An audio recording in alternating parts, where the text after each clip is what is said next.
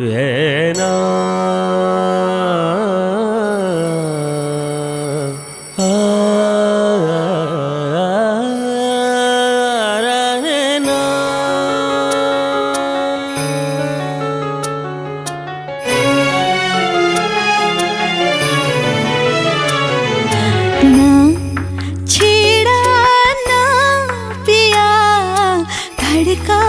थक से जिया ना छेड़ा ना पिया धड़का तो धक से जिया सिहरा तो तन मन बहका तो यावन छचना तो हमरा हिया ना छेड़ा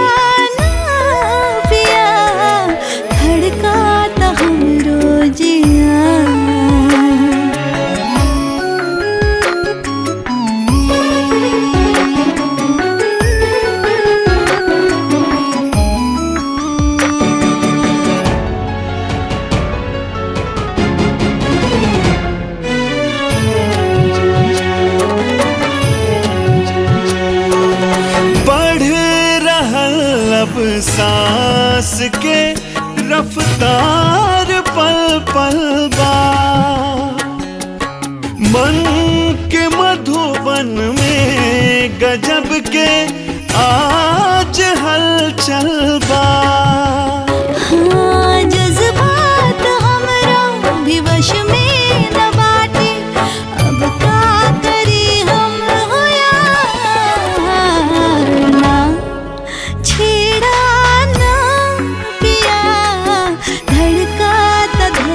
से जिया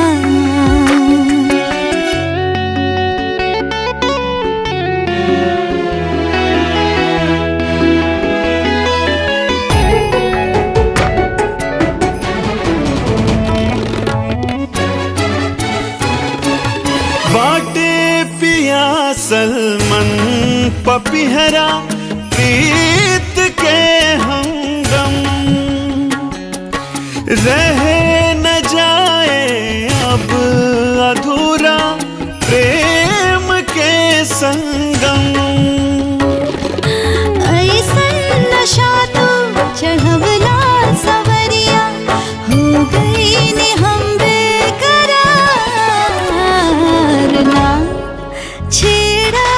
ना पिया धड़का तो धक से जिया छेड़ा ना पिया धड़का तो धक से जिया।